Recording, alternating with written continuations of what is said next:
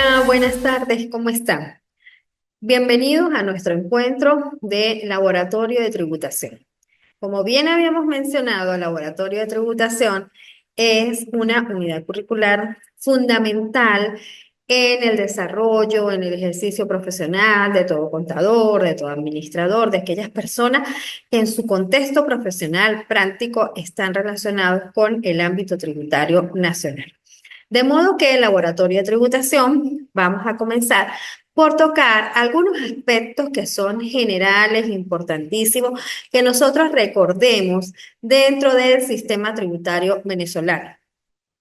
Aquí nos vamos a encontrar, en primer lugar, que los principios constitucionales del sistema tributario venezolano, que se consagran desde nuestra Constitución de la República Bolivariana de Venezuela, comprenden los siguientes: progresividad, generalidad y legalidad. Bien, todo sistema tributario venezolano o todo sistema tributario debe tener estos principios para que estén legalmente constituidos en nuestro país. Y nos encontramos que el artículo 316 de la Constitución de la República Bolivariana de Venezuela nos establece que la progresividad en el sistema tributario venezolano se refiere a la justa distribución de las cargas públicas según la capacidad económica del contribuyente.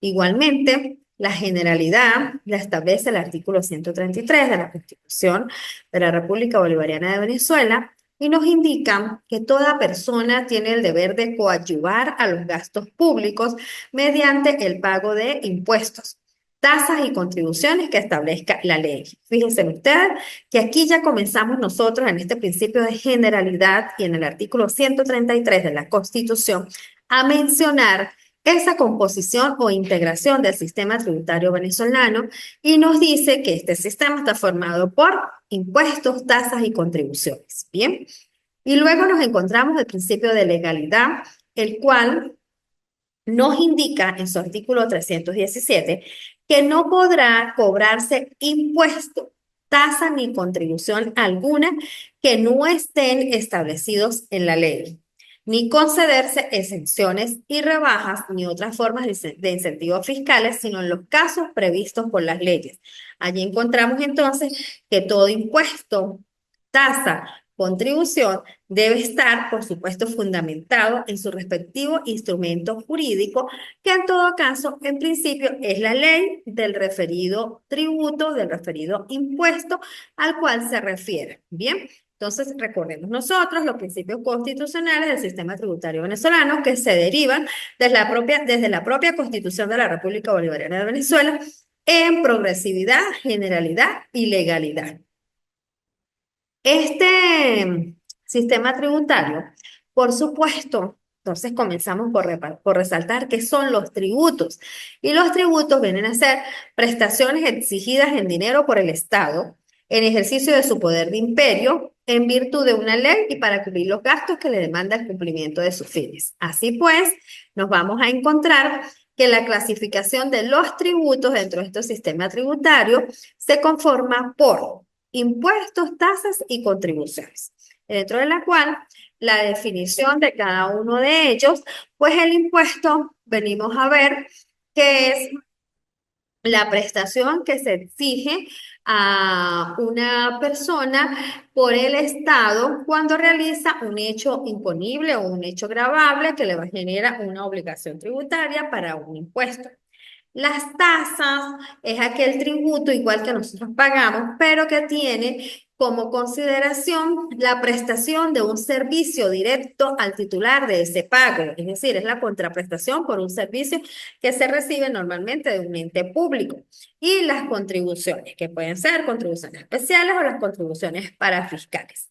Entonces aquí nosotros vamos a hacer un breve recorrido. Como habíamos dicho, en laboratorio de tributación tenemos que manejar esos aspectos fundamentales de ese sistema tributario nacional, conformado por impuestos, tasas y contribuciones. Y en el caso de que iniciemos entonces con el estudio de los impuestos o con con el recorrido de esos aspectos básicos de algunos impuestos emblemáticos o los más importantes dentro del territorio nacional. Nos vamos a encontrar los impuestos nacionales, que son recaudados, verificados, fiscalizados por la Administración Tributaria Nacional, representadas en nuestro país por el Servicio Nacional Integrado de Administración Aduanera y Tributaria, denominado CENIAT. Aquí nosotros vamos a encontrar como los principales impuestos nacionales y emblemáticos, por ejemplo, el impuesto sobre la renta. ¿Qué es el impuesto sobre la renta? Es un impuesto personal y directo que grava el enriquecimiento neto anual obtenido por las personas naturales o jurídicas por causas generadas en el país. Es decir, ¿qué grava el impuesto sobre la renta? Los ingresos obtenidos por una persona, que puede ser persona natural o persona jurídica, y además ese enriquecimiento se corresponde con el principio de la anualidad, es decir, dentro de un ejercicio económico conformado por 12 meses, en el que normalmente nosotros hacemos mención o se corresponde o en forma común nos encontramos el ejercicio civil que está enmarcado desde el 1 de enero de cada año al 31 de diciembre para cierre de ese ejercicio económico. Tenemos que es un impuesto personal y directo porque toma en cuenta la capacidad contributiva de ese contribuyente, de esa persona, de quien obtiene los ingresos, y además es directo porque grava directamente a quien obtiene los ingresos. Bien, entonces es personal, directo, debe hacerse bajo el principio de anualidad y por los ingresos que se obtengan, que recordemos que esos ingresos serán los derivados de actividades comerciales, mercantiles, de incluso actividades civiles, como en el caso de los alquileres, y de incluso, por ejemplo, de ingresos obtenidos bajo relación de dependencia, como en el caso de los sueldos y salarios, o de ingresos obtenidos por el libre ejercicio de la profesión, como es el caso de los honorarios profesionales. Bien, todos esos ingresos van a formar parte de los ingresos que se graban en materia de impuestos sobre la renta. Es importante acotar también en este momento que debemos recordar cuál es el plazo de presentación del impuesto sobre la renta. Bueno, recordamos que es una declaración que se presenta para los 3 meses luego del cierre del ejercicio económico. Bien, entonces en los casos comunes sería, si cerramos al 31 de diciembre, tenemos enero, febrero y marzo y encontraríamos 31 de marzo como fecha o como plazo de presentación de la declaración del impuesto sobre la renta. Bien, en el común y general de los casos, salvo, por ejemplo, los llamados sujetos pasivos especiales, que se rigen por un calendario de cumplimiento de obligaciones tributarias que ha sido designado para aquellos contribuyentes que son calificados por la Administración Tributaria como contribuyentes o sujetos pasivos especiales. La forma de pago, recordemos que también es diferente si es una persona natural o una persona jurídica. Si es una persona natural, su pago se puede fraccionar en 3 porciones y las personas jurídicas deben hacer el pago del impuesto en una única porción.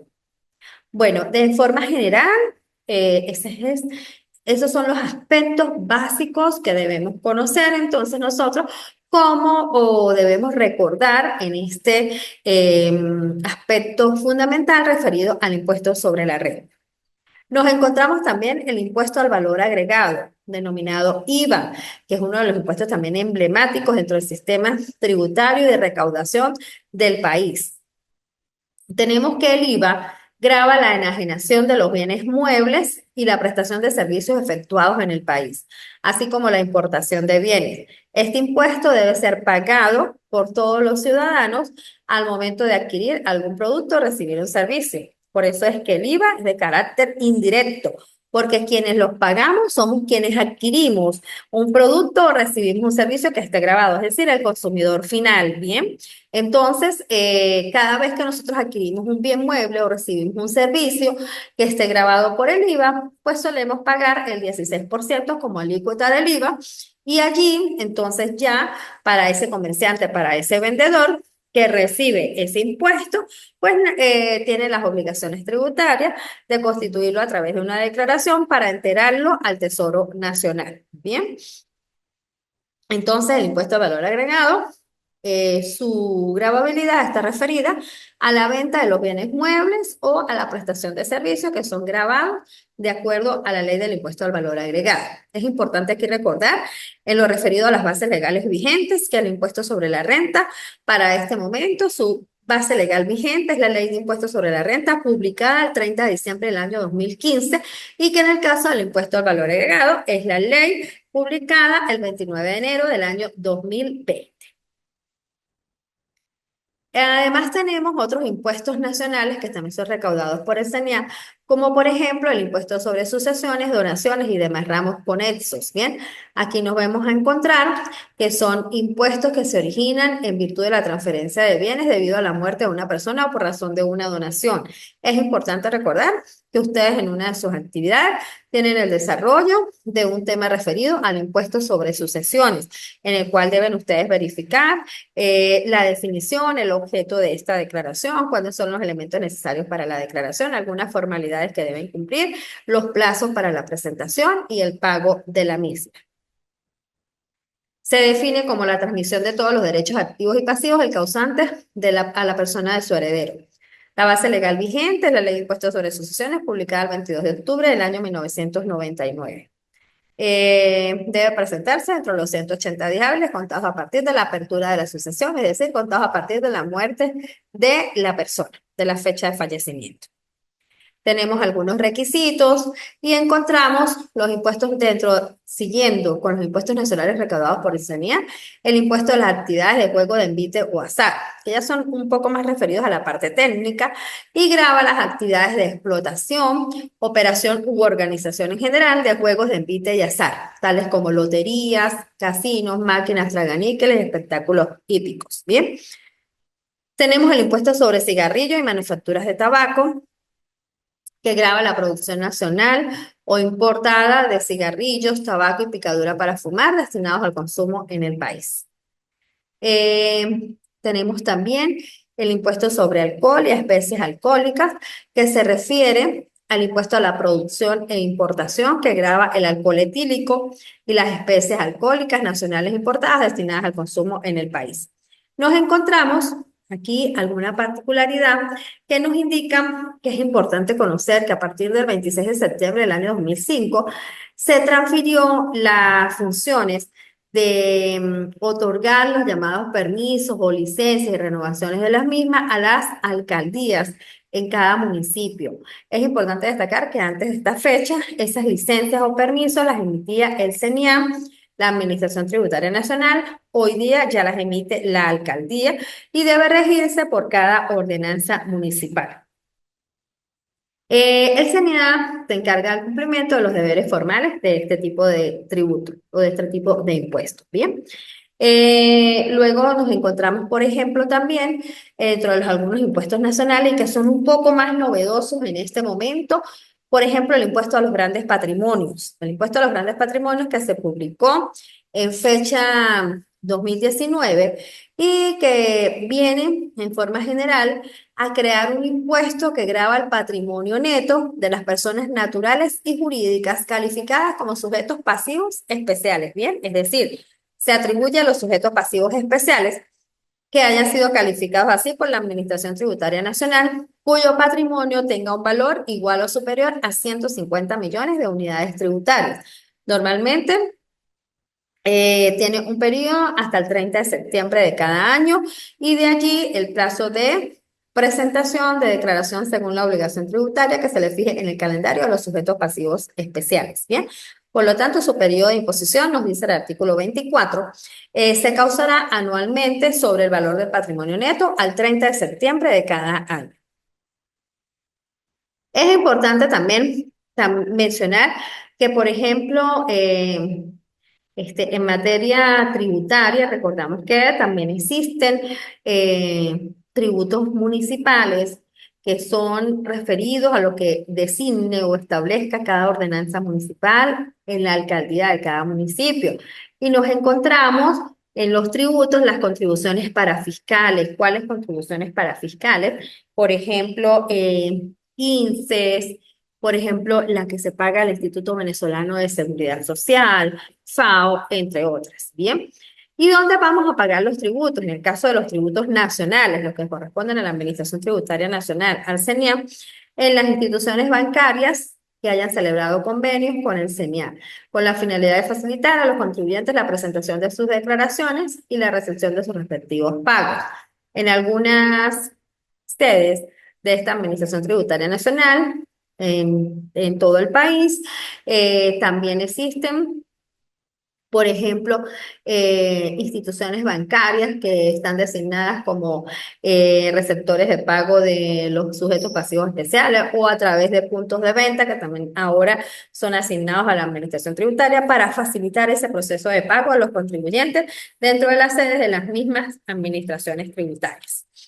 Es importante destacar que estos tributos se constituyen, por supuesto, con su carácter de legalidad y que cada uno en ocasiones, o todos, por ejemplo, en el caso de la Administración Tributaria Nacional, en el impuesto sobre la renta tiene la ley y un reglamento de impuestos sobre la renta. En el caso del IVA también tenemos la ley y un reglamento del impuesto al valor agregado. Recordando que los reglamentos nos vienen a explicar, a describir un poco más procedimientos técnicos, algunos cálculos, algunos, por ejemplo, procesos con sus respectivos papeles de trabajo, como por ejemplo en el caso del ajuste por inflación para el impuesto sobre la renta, que lo encontramos muy bien descrito en el reglamento del impuesto sobre la renta. Tenemos también la ley y reglamento del ISAEA, de la ley de impuestos sobre alcohol y especies alcohólicas. Tenemos la ley sobre sucesiones, tenemos las gacetas oficiales de la ley que grava el impuesto a los grandes patrimonios. Tenemos, por ejemplo, hoy día también la ley del impuesto a las grandes transacciones financieras, que también está dirigida a los sujetos pasivos especiales. Y nos encontramos entonces que aquí enmarcamos de forma muy dinámica y cambiante este sistema tributario nacional. Bien, el sustento, la base fundamental de todo contador público, de todo administrador, de todo profesional que esté relacionado al ámbito tributario nacional, pues es primero el conocimiento de las bases legales vigentes, de los instrumentos jurídicos, del marco regulatorio de cada impuesto y además la actualización tributaria. Bien, la actualización tributaria, que es lo que le va a permitir emitir con propiedad, con criterio, con conocimiento, opiniones, asesorías o manejar adecuadamente sus responsabilidades desde el punto de vista del campo profesional, práctico, desde el punto de vista del campo profesional, de los conocimientos necesarios para actuar de manera adecuada y correcta. De modo que, entonces, esta unidad curricular referida al laboratorio de tributación, pues entonces nos recuerda ese sistema tributario nacional integrado por impuestos, tasas y contribuciones, los cuales constituyen concepciones diferentes, usos diferentes y, por supuesto, cantidades diferentes. Bien, recordamos que tenemos los principios de progresividad, generalidad y legalidad, en el que nos dice que todo impuesto, tasa, contribución debe estar establecido en su ley específica. Y recordamos que además de las leyes existen los reglamentos e incluso en los impuestos nacionales, por ejemplo, providencias administrativas que emite la Administración Tributaria que vienen a regular algunos aspectos técnicos, como por ejemplo hoy día sucede con las providencias administrativas novedosas que tenemos en materia de facturación, por ejemplo. También existen providencias administrativas para las retenciones, providencias administrativas para muchas actividades que se regulan a través de estos instrumentos jurídicos. Nos encontramos también, por ejemplo, con los decretos de exoneración.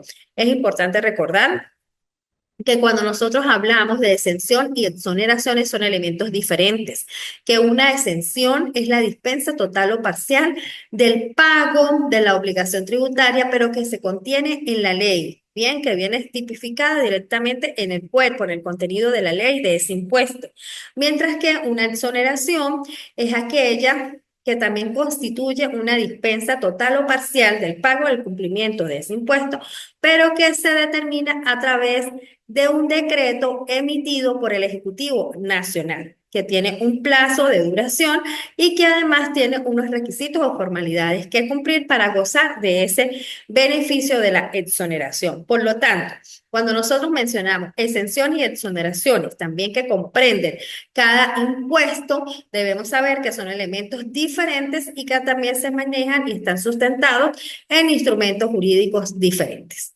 Bien, bueno, entonces con esto hemos mencionado esos aspectos que contiene el sistema tributario nacional, cómo se conforma y el recorrido por los principales impuestos nacionales que se manejan a través de la Administración Tributaria Nacional. Gracias por su atención. Estamos a su entera orden y disposición a través de la mensajería de texto de la plataforma del aula virtual del IETSIM y a sus órdenes. Feliz tarde para todos.